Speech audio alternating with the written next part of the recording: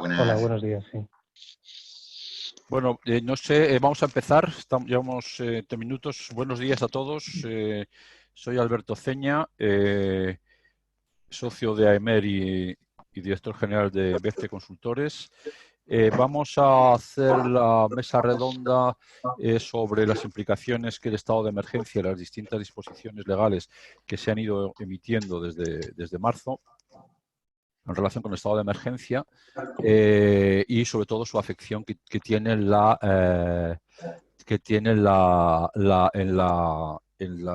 empresas de mantenimiento y todas las empresas del entorno del mantenimiento. Desde luego la parte contractual, la parte de seguros, la logística, el almacenamiento. Es decir, va a ser una mesa, en principio es una mesa redonda. Las mesas redondas en el sistema Zoom tiene algunas limitaciones, no solamente se puede hablar uno, no hay posibilidad de simultanear. Os ruego que los que no sois ponentes apaguéis la cámara y el micrófono y luego cuando queráis intervenir, me podéis mandar por el chat una petición y yo os iré dando la palabra. Los ponentes tendrán abierto siempre el micrófono, con lo cual podrán intervenir cuando quieran, pero insisto que hay que esperar a que haya una pausa por parte del que esté hablando para poder entrar, porque si no se crea mucho ruido. Bueno, hemos mandado en la convocatoria que mandamos, planteamos una serie de puntos. Posteriormente, hablando con las personas, algunos participantes y algunos ponentes y algunos participantes, nos hemos dado cuenta que para una hora que tenemos de tiempo es mejor centrarse en 4 puntos.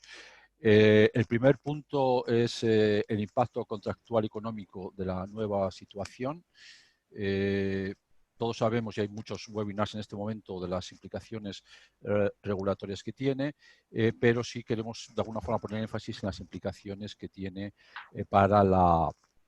desde el punto de vista económico a los distintos actores que participan en la cadena de suministro del sector de las renovables. Por otro lado, otro tema que surge también son cómo aplica las homologaciones y certificaciones, ISO, OSA, líneas de vida, tema de los elevadores. El papel del suministro en la actual situación, limitaciones de cara al transporte de materiales y EPIs y el papel del seguro. Estos son los 4 temas y en la hora esperemos que surjan nuevos temas. Insisto que cuando queráis hablar me lo mandéis por el chat y yo de forma organizada, yo veo que me están llegando mensajes y me estoy dispersando. Entonces ahora cuando acabe me mandáis los mensajes y yo lo voy organizando. Como ponentes tenemos, yo creo que es una mesa muy completa, una mesa muy amplia. Tenemos, por un lado, está Íñigo Vázquez, que es CEO de Revergy. Por otro lado está Jorge Magán, que es Managing Director de GTA Services. Tenemos también a Lucía González, Senior Associate de Ontier. Ellos presentarán, las empresas que no son menos conocidas, harán una brevísima presentación de cuál es su actividad. Por otro lado está Beatriz Aguilar, directora de renovables de Amara, y por último Álvaro Martínez, director técnico de Campos Unreal. Doy la palabra a Íñigo, que va a hacer la introducción de la situación actual, y luego intervendrá Lucía González de Ontier para completar su visión desde el punto de vista contractual. Íñigo, cuando quieras. Vale, perfecto. Pues muchas gracias, Alberto. Bueno, realmente yo quisiera hacer la introducción desde 2 aspectos que nos están impactando mucho al día de hoy. O sea, realmente ahora el papel de las empresas mantenedoras, y hablo de toda la cadena que está involucrada dentro del sector de las renovables, es realmente difícil por la gran indefinición que hay en ciertos aspectos. Según nos consta, nosotros estamos dentro de esas actividades esenciales, pero claro, al final, si analizamos desde un punto de vista de empresas mantenedoras las actividades que realizamos dentro de un parque eólico, hay muchas actividades. Entonces, ¿cuál de esas actividades realmente están englobadas dentro de esas actividades esenciales que nos están dando, que nos están autorizando? Eso realmente, al día de hoy, no estamos recibiendo una respuesta concreta. Sabéis que dentro de un parque eólico hay actividades de mantenimiento preventivo, hay correctivo, hay predictivo, hay muchas actividades. Entonces, para nosotros ahora mismo, en algunos casos, lo que nos estamos enfrentando es a proyectos donde esas actividades esenciales vienen vinculadas a la parte correctiva, o sea, vamos a reparar cualquier acción que se produzca, y sin embargo, en otras están incluidas dentro de esas labores esenciales las labores de mantenimiento preventivo. Entonces, para las empresas de mantenimiento es muy difícil realmente organizarse cuando no hay una clara definición de cuáles son las actividades esenciales que hay dentro del marco actual. Entonces, este análisis para nosotros es de vital importancia porque indudablemente esto nos afecta a otra situación, que es la que ahora Lucía nos va a ilustrar, que es el concepto de la fuerza mayor. Esta situación, que en principio está catalogada dentro del concepto de fuerza mayor, los principales problemas que tenemos en los contratos es que, por un lado, cada contrato considera fuerza mayor de una manera diferente y, por otro lado, que en algunos contratos ni se considera el tema de la fuerza mayor. Entonces, ¿esto qué nos está haciendo? Que para cada caso concreto tengamos que adaptar nuestras actividades en función de esa cláusula de la fuerza mayor. Nuevamente nos exponemos ante una situación bastante indefinida, ¿no? Entonces, claro, encima de la fuerza mayor, realmente a las empresas de mantenimiento o lo que se están viendo es esclavas de esa fuerza mayor. O sea, la fuerza mayor en algunos casos está suponiendo una suspensión de los trabajos, pero que esa suspensión de los trabajos no está yendo alineada con unas connotaciones legales ni económicas. O sea, al final que una empresa de mantenimiento suspenda sus trabajos, pues bueno, por un lado, la única aplicación que ahora mismo se está dando como solución es la aplicación de ERTES, pero sin embargo, eso es un grave error si se considera que los únicos costes que está incurriendo una empresa de mantenimiento son en personal.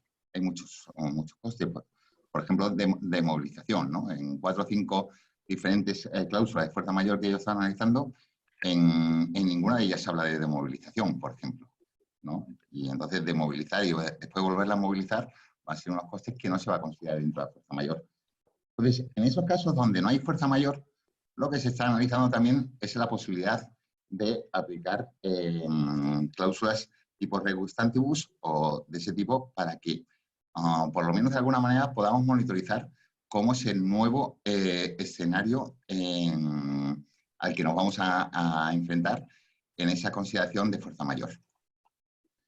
Entonces, sí me gustaría, Lucía, que nos pudieras ayudar a entender esto que te estaba comentando. Por un lado, entender cuáles son esa definición dentro de un escenario como el nuestro, de cuáles son las labores esenciales y después en esas cláusulas de fuerza mayor, como en este caso una empresa de mantenimiento que no es que se pueda acoger, sino que viene obligado a considerar la fuerza mayor, ¿cómo nos puede ayudar para entenderlas mejor?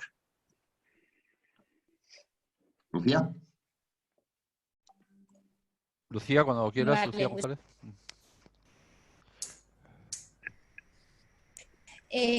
bueno, ante la rápida escalada de la crisis sanitaria generada por el COVID, son numerosos los retos jurídicos que se nos plantean. Y lo que decía Íñigo, de la gran indefinición, yo voy a intentar definir lo máximo posible, pero la gran indefinición está marcada por la rápida generación de normas que muchas veces incluso hace que no casen unas con otras y que nos dejen lagunas legales o que incluso se produzcan situaciones contradictorias. En cuanto a las obras y a la labor de operación y mantenimiento, no era claro, ahora es un poquito más claro, desde el pasado Real Decreto de 10/2020, el que salió el domingo por la noche, ¿no?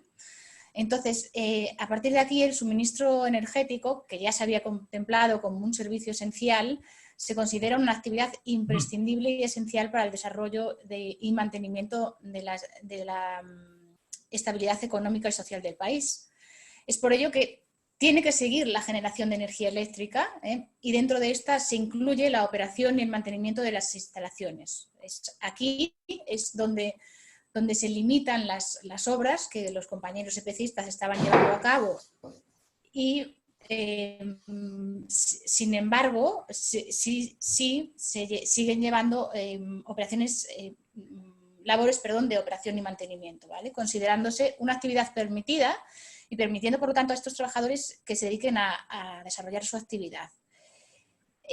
¿Hasta dónde llega? Si es un mantenimiento predictivo, preventivo, correctivo.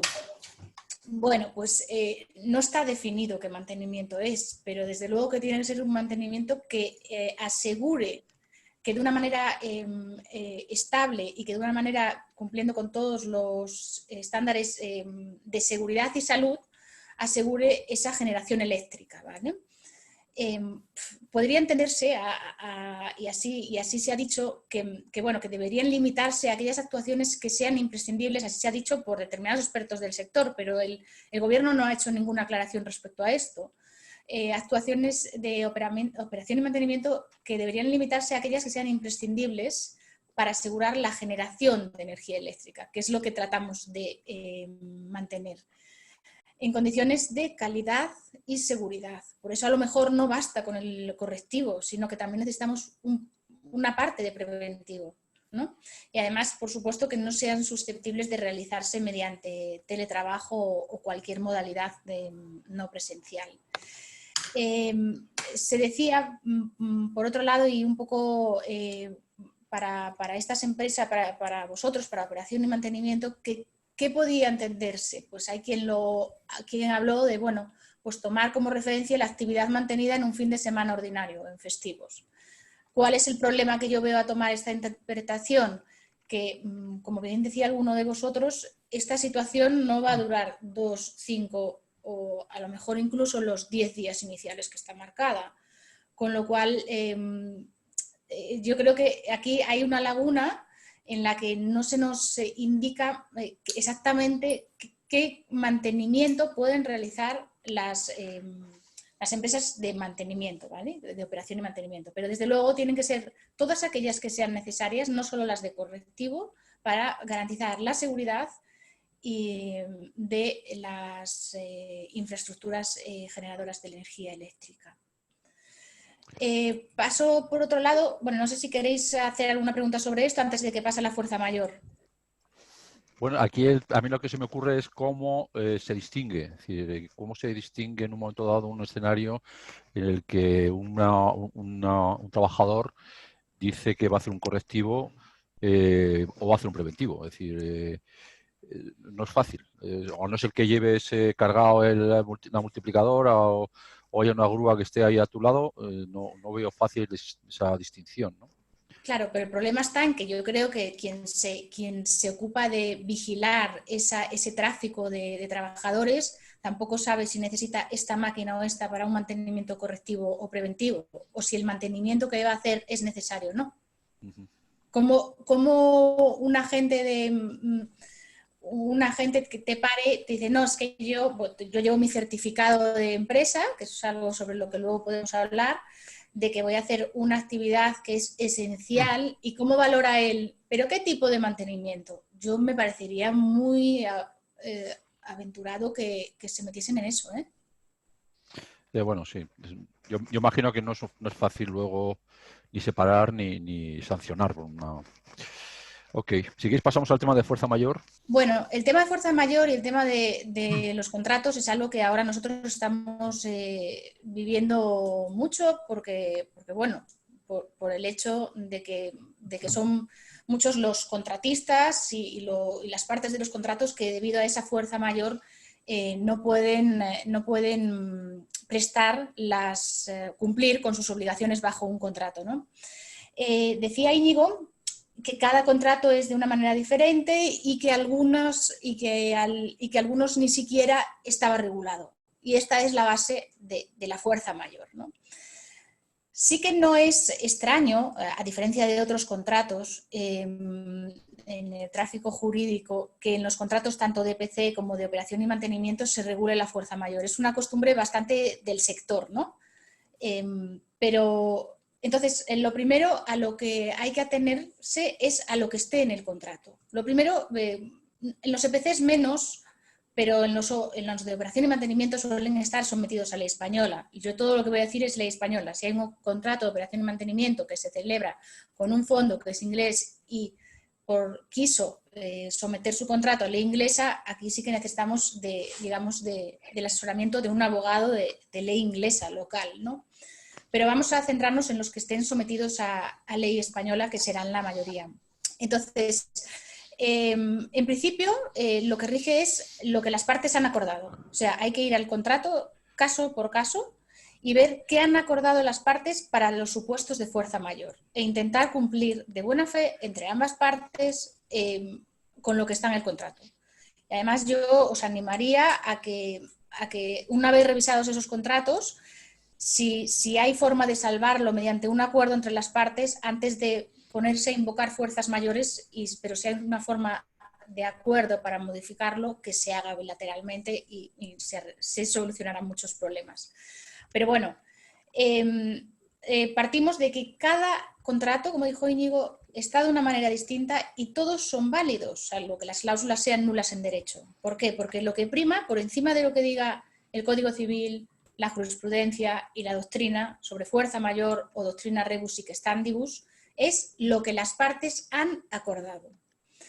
En caso de que nada se haya establecido por las partes, el derecho español dice o entra a valorar estas eventuales situaciones de incumplimiento obligacional relacionadas con un caso de pandemia como estos, como posibles supuestos de fuerza mayor que puedan estar amparados en la fuerza mayor, o bien que se justifique una terminación o una modificación del contrato en base a esta situación. ¿Por qué? Porque han devenido eventos que hacen demasiado oneroso para una de las partes o demasiado gravoso para una de las partes el cumplir con su contrato. Y esto es la doctrina rebus sic stantibus.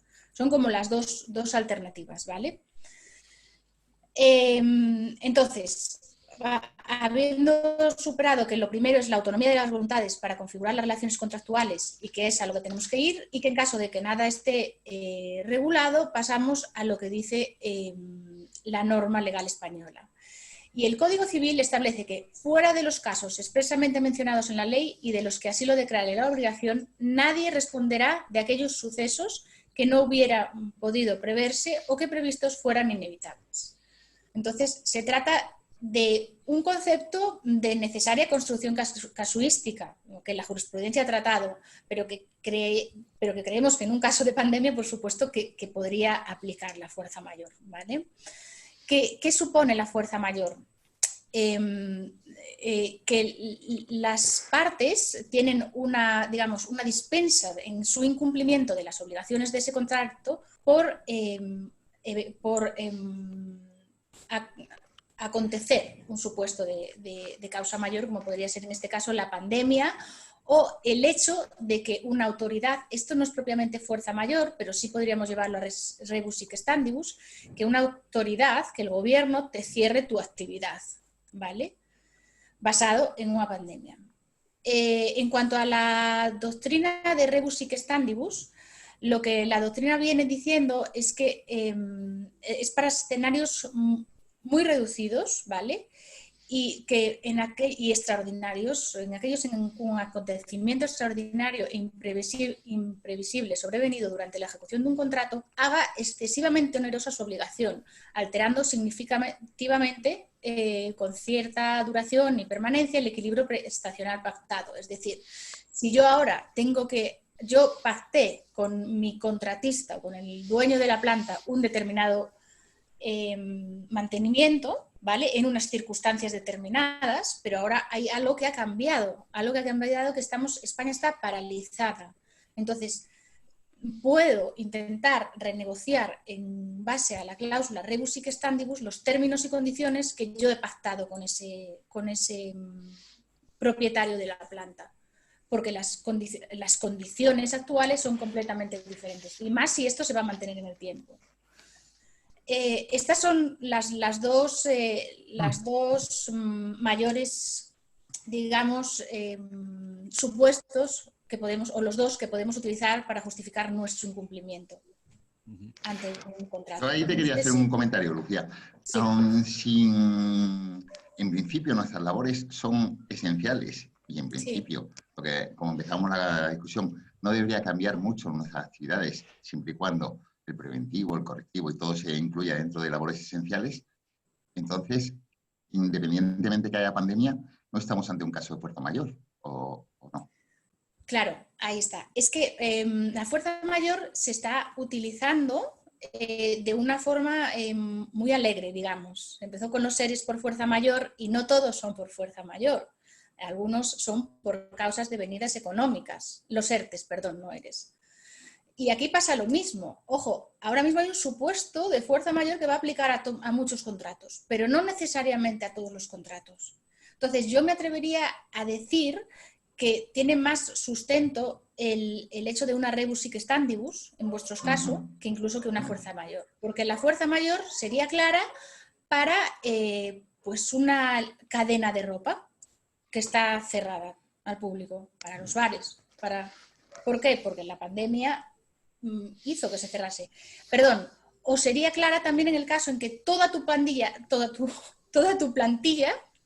esté de baja por pandemia.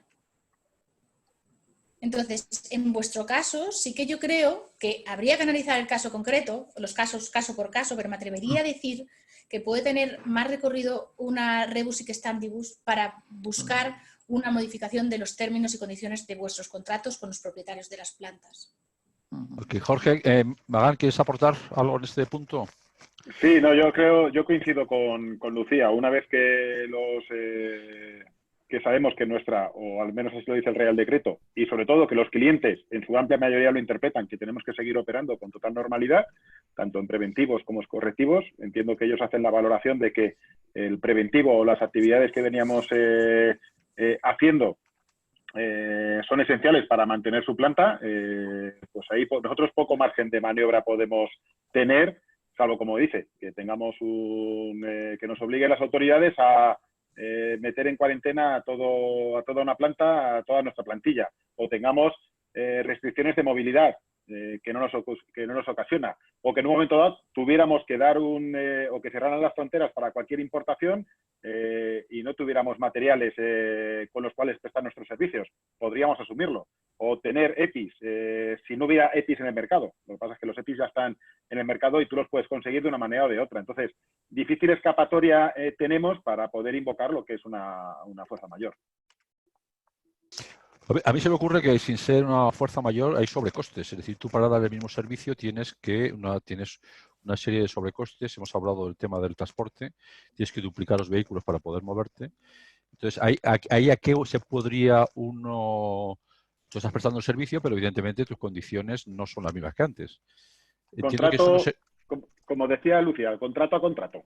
Al final sí que hay contratos, si las condiciones de contorno te han cambiado o las obligaciones te han cambiado, bien por la evaluación de riesgos o bien porque había una norma superior que te ha hecho, pues al final, pues poner más vehículos o poner más medios o pues entiendo que contrato a contrato, al menos es el análisis que nosotros hemos hecho, hay algunos que no los permiten y otros pues que habrá que pelearlo de otra manera.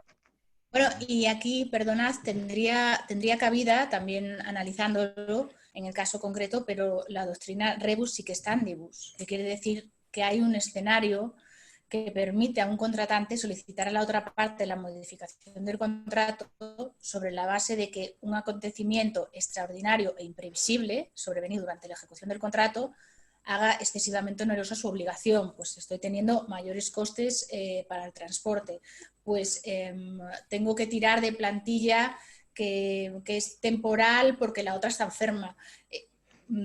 Han cambiado las circunstancias considerablemente y como para pedir una modificación de ese contrato, porque no tiene el operador por qué mantener ese coste. Sí, pero Lucía, en esa falta de onerosidad que comentabas, aplicando esta doctrina que comentas, yo parto de la idea de que todo comienza con lo que tú has dicho nada más empezar, que esto realmente es un acuerdo entre partes, o sea, que las dos partes se pongan de acuerdo. O sea, lógicamente es lo mejor. Poco en lo que agarrarse, no es como una cláusula de fuerza mayor, que bueno, estarás de acuerdo o no, pero está muy tipificada. En caso de la doctrina que comentas, a mí cuando me ha tocado aplicarla ha sido más un tema de buena fe y de ambas partes en llegar a un acuerdo, en calibrar esa falta de morosidad, ¿no?, de los contratos, ¿no? Por supuesto. O sea, lo primero y lo más cómodo para todos es llegar a un acuerdo. Oiga, tengo estos sobrecostes para hacer este trabajo que tengo que seguir haciendo. Porque lo otro nos lleva, o sea, la aplicación de una doctrina lo que nos lleva es a una demanda para reclamar esos sobrecostes, ¿vale? Entonces, una demanda basada en que han acaecido sucesos sobrevenidos que ha producido un desequilibrio entre las prestaciones del contrato. Entonces, por supuesto y no debería decirlo yo, que soy abogada, pero que lo mejor es un acuerdo entre las partes. Lo otro nos lleva a que nos lo reconozca un juez. Siempre es un tema complicado, sí. Lo que pasa es que sí, estamos especialmente en el escenario que no hay acuerdo entre las partes, porque si hay acuerdo entre las partes, pues miel sobre hojuelas, ¿no? Pero claro, no es práctica habitual. ¿Qué ocurre? El segundo punto, no sé si alguien quiere intervenir, no tengo de momento solicitadas preguntas. ¿Qué ocurre con el tema siguiente? ¿Qué pasa con las equipos EPIs, no tanto, pero que quedan fuera de certificación? Es decir, estamos en una circunstancia en la que de pronto hay un elemento clave para hacer la labor de mantenimiento que ha tenido que certificarse, pero como el certificador por distintas circunstancias no puede ir, ya le ha pasado la fecha. Y ¿cómo se pueden abordar eso desde el punto de vista legal? ¿Puede hacer un tercero una homologación que a pesar de no estar acreditado? ¿Cuál sería en estas circunstancias? Bueno, yo creo que aquí, vamos a ver, y sin ser experta en esta materia, pero al final el servicio de ese homologador podría considerarse conexo al servicio esencial de la empresa. O sea, que tenga que de verdad, ¿hasta dónde puede un homologador decir, no voy, ¿por qué no vas? Si yo soy un servicio esencial y necesito de ese servicio para poder prestar mi servicio esencial. Hablábamos de las líneas de vida, de los ascensores, ¿vale? Sí, puede que tenga una escalera para subir en lugar de que ha terminado la certificación. Pero yo creo que la empresa certificadora sí debe de ir y tiene obligación. De hecho, tenemos clientes que son empresas certificadoras que han hecho ERTE, pero no en la parte de servicios esenciales. Pero Lucía, ¿dónde pones el límite de los servicios esenciales? Porque, por ejemplo, yo con todas las certificadoras que he hablado, lo que están haciendo es certificaciones telemáticas. O sea, como sabéis, en el caso de las ITVs, sí que el gobierno ha dado unas indicaciones sobre las certificaciones que se van a alargar hasta después de la crisis. Pero en el caso, por ejemplo, de certificaciones tipo OSA o ISOs o incluso líneas de vida, lo que se están haciendo son certificaciones telemáticas, lo cual, claro, a nosotros nos dejan un papel de que hay ciertas actividades donde telemáticamente es muy complicado. Entonces, en el caso, por ejemplo, de dos certificadoras con las que hablé ayer, ellos, en el caso de que telemáticamente no lo puedan hacer, bien sea con el móvil, enfocando a la línea de vida o lo que sea, lo que han hecho es prorrogar esa certificación hasta después de la crisis. Entonces, normalmente es una ambigüedad. O sea, si telemáticamente se puede, bien, y si no, se alarga hasta el otro lado. Y como las certificaciones son parciales, o sea, no son totales, porque son renovaciones, entonces lo que están es certificando al final la partida que pueden hacer telemáticamente. Eso es un poco mi duda, Es difícil porque es verdad que igual que con la ITV, sí, nada se dice sobre muchas certificaciones que afectan a muchos sectores, además. No se ha producido la suspensión de plazos para determinadas pues procesales, plazos administrativos, de suspensión de licencias, etcétera, etcétera, pero nada se ha dicho sobre esto. Entonces, sí que es difícil este caso, y es que no hay una respuesta en realidad. O sea, la respuesta sería forzar a que nos emitan esa certificación hasta, aunque sea parcial y hasta que se termine la causa de lo diré. Bueno, en el estado en el que estamos ahora, Emergencia. ¿vale? Perdona.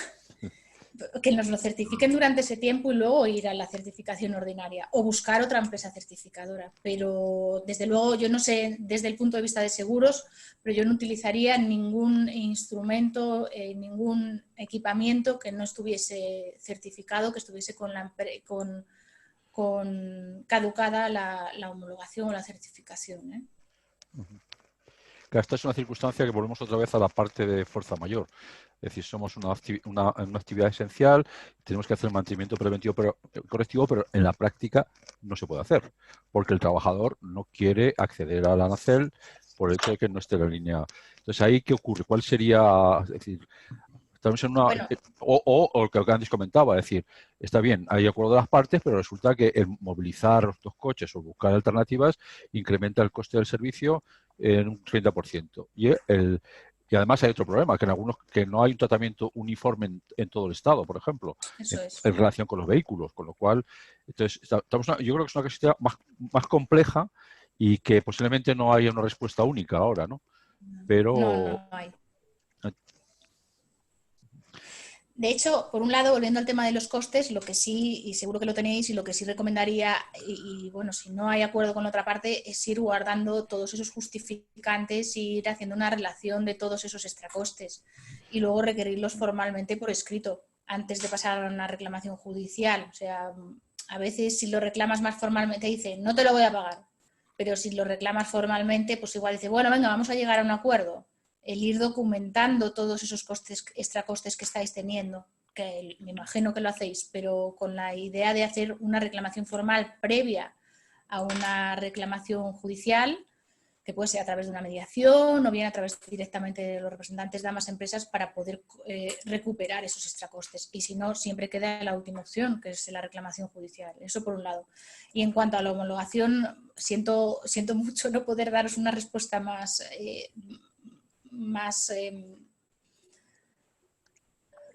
que os pueda ayudar más, pero en realidad es que está en el aire como muchas otras cosas en vuestro sector y en otros sectores, y todo debido a la rapidez con que se hacen las cosas, al Estado, a todo lo que hay que atender y a las lagunas legales que hay ahora mismo.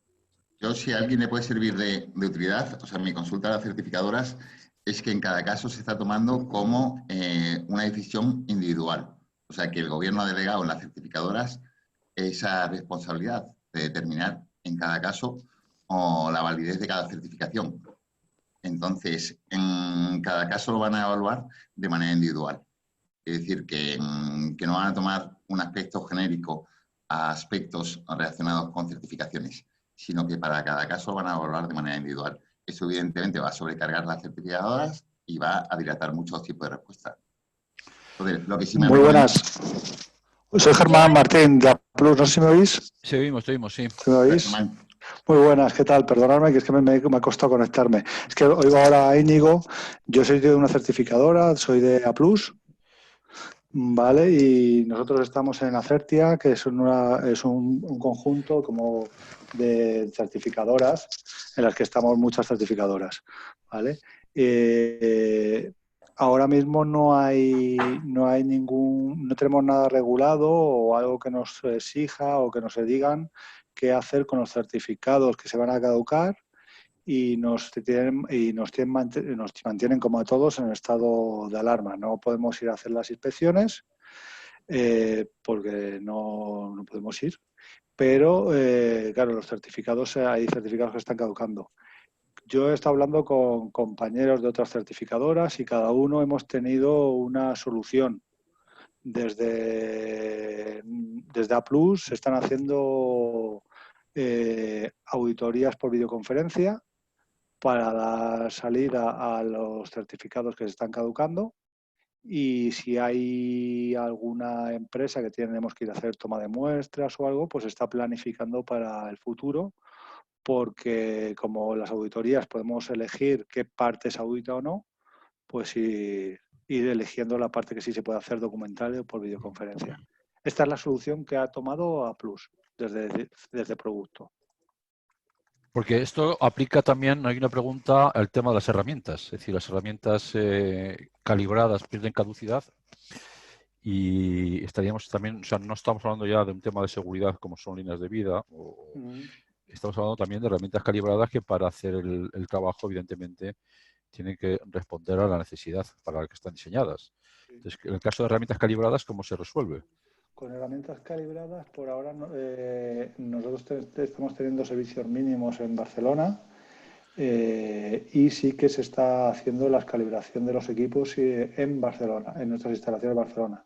Hay que enviar allí por transporte los equipos ahora mismo. O sea, lo que no estamos haciendo es lo de ir a casa de los clientes. Yeah. Ok, bueno, luego volveremos, si tenemos tiempo, al tema este, porque yo creo que es un tema crucial, el tema tanto de la fuerza mayor, implicaciones económicas, tanto actuales como cuando la situación se acabe y las relaciones con el cliente, ¿no? Vamos a pasar al tema del suministro de material, repuestos, EPIs. Beatriz, puedes hacerte con el control y hacer una pequeña presentación. Vale. A ver, voy a compartir pantalla. Me dice que no puedo compartir. Me tienes que dar permiso, me parece. Nacho, a ver, yo no sé si te lo tengo que dar yo o te lo tiene que dar Nacho. Nacho. A ver.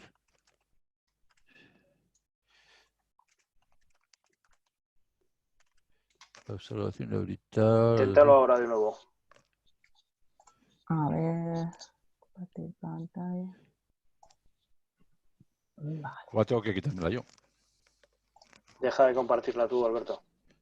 Espérate un momento, que estoy aquí, ahora estoy en la pantalla y no sé. Ahora. Vale.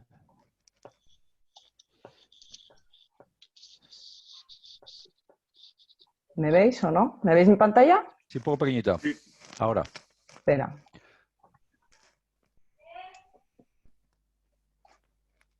¿Así mejor? Sí. Sí. Vale, bueno, pues para los que no conocen Amara, nosotros somos distribuidores de materiales y repuestos para el sector de la energía en general. O sea que tanto para redes eléctricas como para centrales de generación y también para telecomunicaciones. Bueno, no he hecho un estudio a nivel mercado de cómo va esto en el COVID. Yo voy a hablar de nuestra experiencia estos días de COVID, ¿vale? Entonces, bueno, pues a nivel pedidos, ya me preguntabais la semana pasada si estaba la gente haciendo acopios.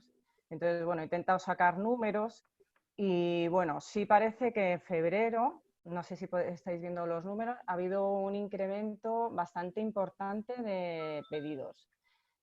También es verdad que nosotros, bueno, he puesto datos solo de lo que son repuestos de renovables, ¿vale? Que casi todos son eólicos y un poquito de termosolar, un poquito de hidráulica, pero vamos, prácticamente eólicos. Nosotros trabajamos sobre todo el pequeño componente, o sea que estoy hablando de tuercas de 0,5 euros, ¿sabes? O sea que sí que se nota cuando cambia de pronto la tendencia, pues sí se nota. Pero también se nota cuando de pronto vendemos un gran componente, ¿sabes? Que no es lo normal o tal. Entonces, bueno, puede haber otras circunstancias añadidas que hayan hecho que en febrero haya incrementado nuestros pedidos un 62%, como son, bueno, pues incorporación de varios clientes o es verdad que un gran cliente, pues justo hemos activado un contrato y se ha puesto a comprar como loco. También hemos activado otras cosas como los kits de los gran correctivos o, bueno, también por mejora de acuerdos con proveedores, pues también hemos notado un incremento en algunos componentes y lo que os comentaba antes del gran componente, ¿no? O sea que a lo mejor no todo este incremento se debe al COVID, ¿no? Pero sí estamos notando que hay acopios, que la gente está haciendo acopios. ¿Qué hemos notado en fabricantes? Bueno, pues ha habido fábricas que nos han llamado y nos han dicho que cerraban la fábrica pues de la noche a la mañana. Entonces, en algún caso, la verdad que estas no son de España, ¿eh? Son algunas de otros países. En algún caso, pues nada, hemos podido reaccionar y a lo mejor comprar lo que tenían en stock. Otras les ha pasado que les falta materia prima, aunque estas pocas, porque la verdad es que casi todos traen materiales para, o sea, lo que es materia prima del extranjero. Y, perdonad un segundo. Es que, hijo, tengo 4 hijos y no hay pestillo que consiga retenerlos, ¿eh? O sea, bueno, ya se ha ido. Qué joder. Luego, también hay industrias que han cerrado su fabricación porque les han limitado los materiales que fabricaban. No pueden fabricar para obra nueva, es decir, para fabricar para aerogeneradores nuevos no les dejan fabricar, pero mantienen servicio mínimo para repuestos, con lo cual esto pues a nosotros nos ha venido bastante bien. Porque no nos afecta, o sea, su bajada de ritmo. Luego otros fabricantes nos han solicitado los certificados de proveedor de operador crítico para poder mantener su actividad. Así que de momento la verdad que no hemos notado que nos falte material, pero sí que se han alargado un poco los tiempos de espera, los tiempos de entrega. Puede ser por temas de fábrica mezclados con los transportes, que aunque siguen funcionando, pues también han adaptado horarios. En el tema logístico, nosotros sí hemos podido continuar nuestra actividad, porque, bueno, por tres motivos. Porque tenemos e-commerce, sobre todo en la parte de solar, pero bueno, como abarca toda la empresa, la verdad que ahí nos hemos podido beneficiar. Por ser proveedor de operador crítico, y luego ya las operaciones de import-export que están exentas también. Hemos tenido que adoptar, pues como todos, medidas de seguridad para los trabajadores.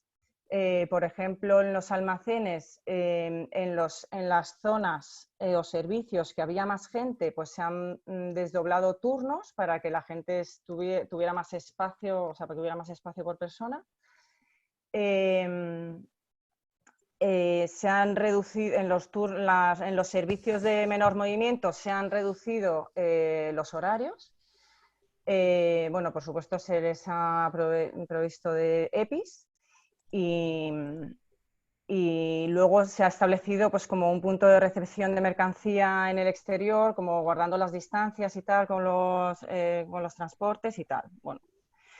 ¿Qué problemas hemos tenido en la logística de transporte? Bueno, nos hemos encontrado que tanto en las zonas donde se iba a recibir mercancía por parte del cliente como las agencias de transporte, pues de pronto tenían horarios incompatibles. Uno me decía que solo podía recepcionar martes y jueves y la agencia que solo entrega lunes y miércoles. ¿Sabes? Entonces nos hemos encontrado con esas cosas en los transportes. Y luego algunos clientes, como hemos comentado antes, han incrementado su stock de materiales. Otros nos han pedido que trasladáramos los materiales que les estábamos gestionando en Madrid a otras provincias. Sobre todo, bueno, fue aquel viernes que se empezaron a ver tanques por la carretera de La Coruña y no sabíamos qué iba a pasar, el gobierno no decía nada y muchos entraron en pánico y ese fin de semana pues tuvimos que ir a repartir material al resto de España. Bueno, como tenemos vehículos dedicados, pues hemos podido reaccionar de esa manera, ¿no? Pero bueno, que tampoco es lo normal. Y luego hay otros clientes que lo que han es reactivado todo el tema de, o han incrementado reparaciones, pensando que iba a haber déficit de materiales, pues con los materiales que tenían a lo mejor, ¿sabes?, a espera de reparar, pues han reactivado la reparación. ¿Vosotros EPIs también tenéis en...? Nosotros suministramos EPIs normalmente, pues a yo que sé, a las nucleares y cosas así, sí. Pero no, claro, no al nivel de estos días, ¿sabes? Ahora, en la última... Sí, hemos tenido problemas, sí. Ahora, en la última diapositiva, voy a hacer una comparativa que, bueno, Alejandro me dijo que hablara de eso y he puesto un poco los precios que teníamos de EPIs antes del COVID y después, ¿vale? O sea que sí hemos tenido bastantes problemas para encontrar y seguimos teniendo. Entonces, en cuanto a los pagos por parte de los clientes, pues hemos notado impagos, ha incrementado el número de impagos. Nosotros tenemos todas las operaciones aseguradas, entonces, ahora cada vez que vamos a abrir un cliente, pues nos incrementan el nivel de riesgo y nos bajan la cobertura del cliente, o sea que cada vez, bueno, tenemos que pedir como más seguridad para hacer las operaciones. Y luego hay proveedores que están pidiendo pagos por adelantado, que eso en España no es lo normal. A ver, de EPIs, esto es lo que... Yo no soy especialista en EPIs, ¿eh? O sea, yo no había comprado mascarillas nunca y me he tenido que dedicar a ello desde hace 2 semanas. Y esto, bueno, preguntando a la gente que sí compraba antes, pues las mascarillas, las FFP2, que son las que estamos comprando ahora, pues antes costaban 1 euro y ahora pues están a más de 4 euros. Lo que sí me comentan, bueno, que hay mucha variabilidad de calidad y, por ejemplo, es verdad que las de 3M sí que eran más caras, ¿no? El hidrogel, pues el hidrogel ha multiplicado también su precio pues, por 3, ¿no? De 3,82 que costaba el litro, pues nosotros ahora lo más barato que hemos encontrado es a 11,5. Pero hemos encontrado también a 18, a 25 euros el litro, o sea, muy caro. Y los guantes de nitrilo también ha subido como al doble. O sea que, y esto es mi experiencia sin ser experta en esto. Pero, Beatriz, ¿disponibilidad hay? Aparte de incremento de precios, ¿disponibilidad para encontrar mascarillas, hidrogel y guantes estáis teniendo? Sí, a estos precios. Bueno, estamos comprando las mascarillas, las estamos comprando en China. Nos tiene que llegar el primer envío, nos tienen que llegar entre hoy y mañana. La dificultad no está en encontrar las mascarillas, sino encontrar el avión que te las traiga. Y el precio del avión que ha subido una pasada. Entonces, si encuentras mucha gente en China que te vende mascarillas, pero que no te da un precio, no te da un plazo, no te da... Pero bueno, nosotros hemos pedido y esperamos que nos lleguen pues entre hoy y mañana, el lunes como tarde, pero sí hemos encontrado. O sea que... Jorge, ¿vosotros tenéis problemas de suministro o cómo veis el...? Pues nosotros, al igual que decía Beatriz, pues también hemos notado bastante ese incremento en este trimestre, sobre todo en el mes de febrero y ahora en el mes de marzo, de ese incremento de stocks por parte de los clientes, aquellos que también nos compran de manera recurrente repuestos y demás. Y bueno, en cuanto a EPIs, pues efectivamente hay, lo decía, una de los que nos podíamos agarrar al tema de fuerza mayor es que no hubiera disponibilidad de aquellos equipos de seguridad que son necesarios, pero bueno, aun pagando esos precios, esos extra precios, sí que estamos encontrando en el mercado. Sí que fuimos previsores en su momento, pero claro, ahora estamos pagando del incremento que decía de las mascarillas, del hidrogel, que parece un buen Rivera, y luego incluso los buzos de papel. También unos precios disparatados respecto a lo que se podían comprar hace mes y medio. El problema es que falta la materia prima para fabricarlos. Entonces ha subido tanto el precio de la materia prima que, bueno, que te suben la disponibilidad, claro. Está claro que la oferta y la demanda aquí es un claro ejemplo de que ha hecho estragos. Yeah. Sí. Me deja un poco duro, ¿no? Pensar que la demanda ha crecido gracias por esta circunstancia tan tan dura y tan anómala. Una pregunta, el certificado o la disponibilidad de almacenes de las propias empresas que no sean almacenes centralizados también estarían dentro del mismo criterio, entiendo, ¿no? Es decir, una empresa tiene un almacén si de mantenimiento. suministran para actividades o servicios esenciales, sí.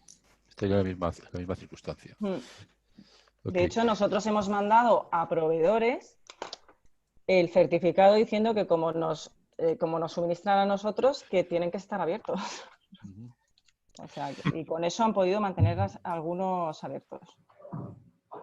Ok. Entrando en el tema de los seguros, Álvaro de Campos, antes hemos comentado, ¿no?, las circunstancias contractuales y cómo la posible cobertura de fuerza mayor. Yo he entendido que hablamos el otro día que, claro, la fuerza mayor, como la que ahora se plantea, es una fuerza mayor atípica, que normalmente la cobertura del seguro es cuando hay un daño material.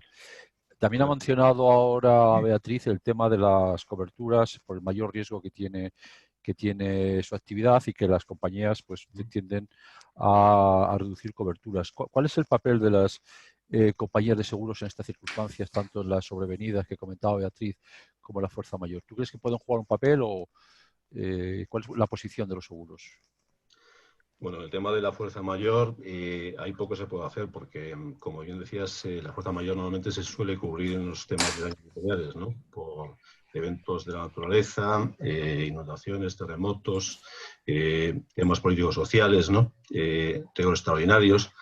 Y en este caso pues estamos hablando de una enfermedad, una pandemia, que eso en principio está excluido en la mayor parte de los seguros. Hay algunos que lo cubren, hay otros que a lo mejor las compañías pues no están obligadas a cubrirlo, pero lo están dando, como el tema de salud, por ejemplo, de momento, ¿no? Pero más allá de eso poco se puede hacer, ¿no? Supresión de espectáculos, por ejemplo, eventos, que eso sí se garantiza esa fuerza mayor, ¿no? Pero básicamente se refiere al tema de daños materiales, ¿no?, que es lo que está realmente amparado, ¿no?, por un hecho de fuerza mayor. En cuanto al tema de crédito, pues es obvio que están reduciendo los límites y restringiendo las condiciones, porque evidentemente pues esto pues estamos ante una crisis que se dice que va a ser profunda, que se espera que sea en V, aunque no llegue tan arriba la V. Pero evidentemente pues esto se resentirá mucho en la economía, ¿no? Y pues las compañías pues están, en previsión de que haya impagos, pues están restringiendo las condiciones, evidentemente. Y probablemente también subirán las primas, encarecerán las primas de los seguros de riesgo de crédito. Volviendo al tema de la fuerza mayor, yo entiendo, bueno, me imagino que está el rebus que no sé cómo, consantibus, o como se diga, que no he aprendido todavía la palabra. Yo entiendo, por lo menos he visto por ahí en algún papel, que si hay una decisión de la administración, también se puede considerar causa de fuerza mayor. No solamente es la naturaleza, que hay un acto terrorista, por lo menos en alguna jurisprudencia. Obviamente que sí, si un legislador, sea español, sea de otro país, pues dice que eso pues hay que cubrirlo por los seguros de daños materiales, pues evidentemente pues se cubrirá, ¿no? Yo lo veo poco probable, porque para el sector asegurador sería catastrófico, ¿no? Porque las pérdidas serían monstruosas, ¿no? Aparte, pues bueno, tendríamos el seguro, reaseguro, y todo el mundo estaría un poco ahí involucrado. Lo veo difícil que eso se pueda producir, pero evidentemente si el legislador lo confirma y dice que eso hay que ampararlo por los seguros, a pesar de que no está cubierto, pues obviamente tendrán que hacerlo. Pero en este caso, Álvaro, nos podemos encontrar en el caso donde el mantenedor tenga que enfrentarse a una fuerza mayor y el seguro, en una de sus cláusulas, excluye a la fuerza mayor, ¿no? A nosotros nos pasó, por ejemplo, en el caso de un terremoto, ¿sabes? Sí. Donde los seguros excluían expresamente esa parte. A ver, normalmente, si estamos hablando de seguros de obras o montajes, eso es una cobertura básica que debe tener en todo momento cualquier seguro de una obra o de un montaje, ¿no? Los eventos de la naturaleza, como el terremoto, como inundaciones, como tormentas, eso debe cubrirlo, ¿no? Hombre, se puede contratar sin cubrir esa cobertura, pero sería un seguro muy, muy reducido, ¿no? Sí, sobre todo yo me refería más a la parte quizá de pérdida energética, ¿no? Hay algunos contratos que, como sabes, están vinculados a la pérdida energética. Entonces, claro, hay exclusiones por muchos lados del tema de la fuerza mayor. Y volviendo un poco al origen, la fuerza mayor es un cajón desastre, ¿no? Donde todo cabe y a la vez no cabe nada. ¿sabes? Bien, a ver, lo que es la explotación de los parques, ya bien sean eólicos o solares o lo que sea, pues evidentemente pues, se puede cubrir la paralización de la actividad, que lo que suele amparar pues, son digamos, el margen bruto de la empresa, los gastos fijos y el beneficio neto antes de impuestos o pérdida en su caso, ¿no? Y eso se puede cubrir evidentemente, pero siempre es a consecuencia de un daño material, ¿no?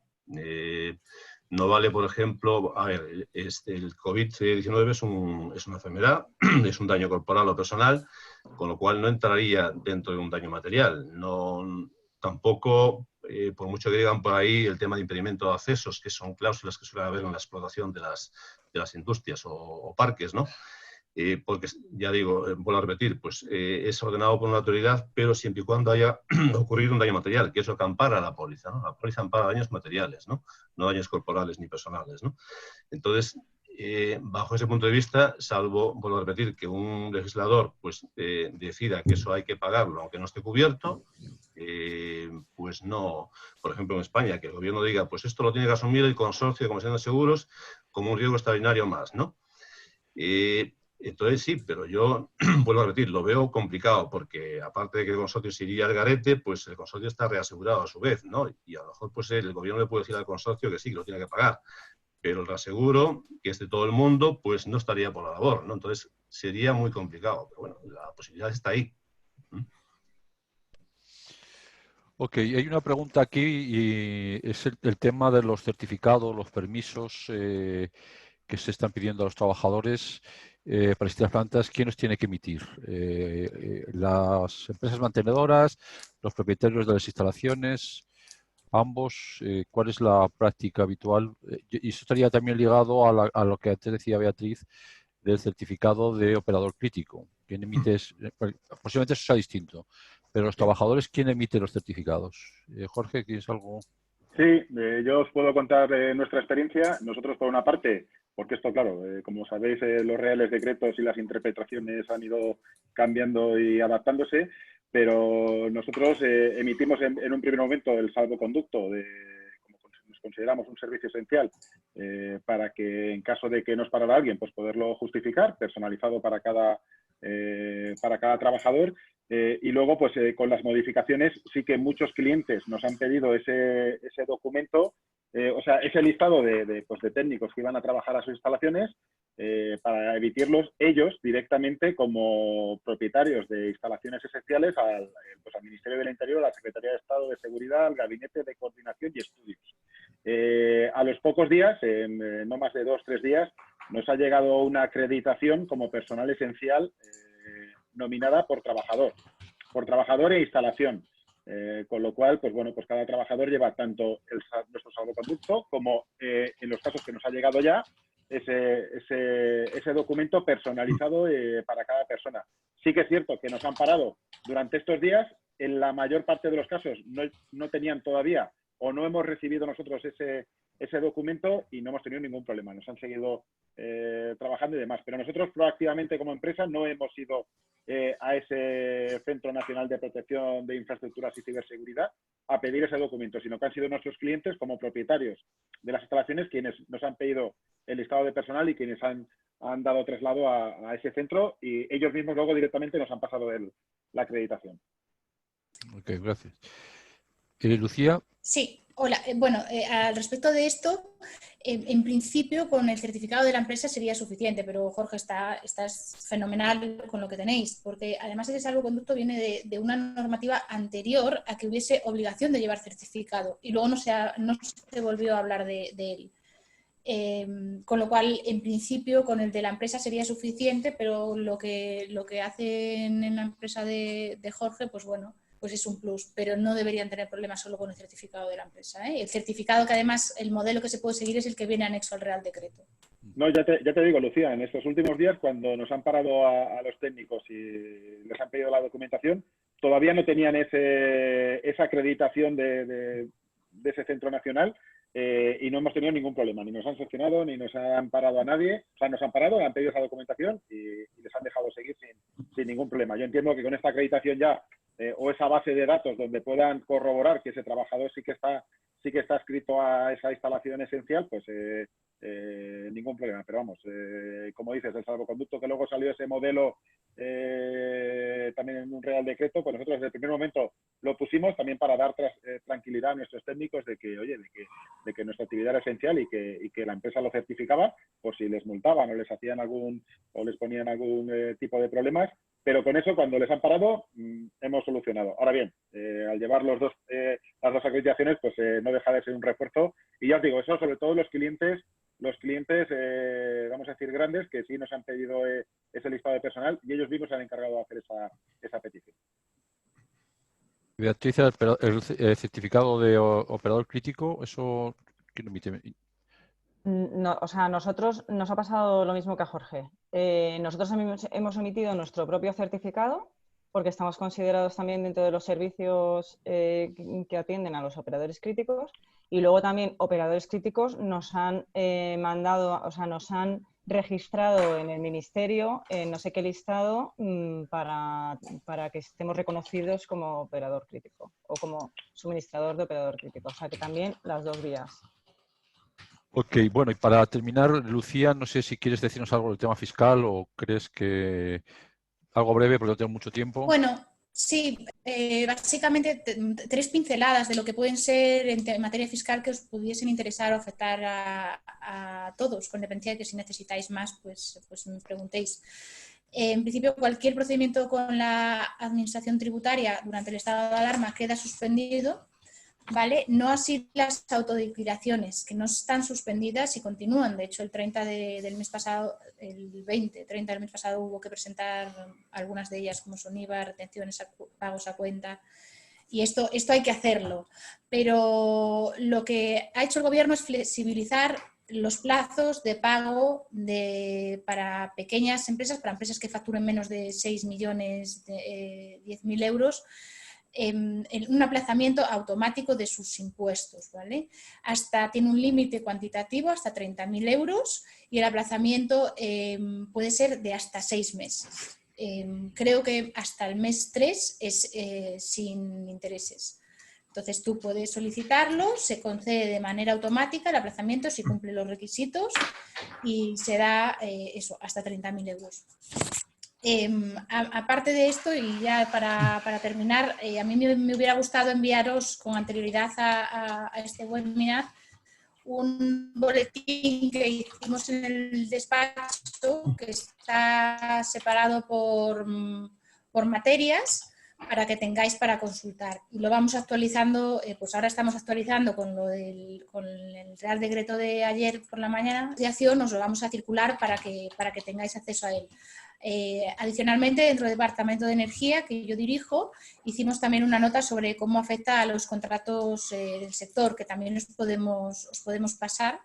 Y por último, Ontier quiere colaborar con esta situación, con esta crisis y con las empresas. Entonces tenemos una campaña pro bono en la que a través de nuestra web podéis hacer consultas y hay un equipo de 12 personas que están respondiendo a esas consultas para pymes, ONGs y fundaciones. Y por mi parte ya creo que nada más. Espero haberos aclarado un poquito dentro de todo el lío que a cualquier consulta adicional que os pueda surgir. Ok, decías que 82 regulaciones han surgido al amparo de este estado de emergencia, ¿no? No, llevamos por más. 81 era a mediados de la semana pasada, de esta semana. Normas de distintos rangos, reales decretos, órdenes, sí, estamos como locos. Ok, bueno, pues no sé si los participantes queréis decir algo. Estaba también Manuel en el clúster, no sé si quiere decir algo. Si no, pues cerramos, que ya estamos en la hora. Bueno, deciros simplemente que AEMER es una asociación con vocación de seguir apoyando al sector, sobre todo el sector de mantenimiento independiente. Nosotros siempre hemos pivotado mucho en la calidad y en la búsqueda de soluciones para nuestros socios y para el sector del mantenimiento en general, y la idea es seguir haciendo este tipo de reuniones siempre con el formato debate, semanalmente, evidentemente sujeto siempre a la evolución de las circunstancias que vayan ocurriendo. Desde luego, el día después no va a ser fácil, yo no creo que vaya a haber un rebote nube, porque desde luego lo que tampoco creo es que de la noche a la mañana nos dejen salir de nuestra casa y nos pongamos a trabajar como antes. Va a ser una circunstancia compleja y desde luego nosotros como AEMER vamos a estar atentos a cómo evoluciona. Yo no sé si, Nacho, hay una encuesta preparada para mandársela a los participantes para que nos digan qué les ha parecido, mejorar y proponer nuevos temas. Si no hay nada más, pues muchas gracias y gracias a los ponentes, gracias Jorge, Álvaro, Íñigo, Beatriz, Lucía, por vuestra participación, ha sido muy interesante y seguimos activos y para adelante. Hasta luego. Hasta luego. Luego, gracias.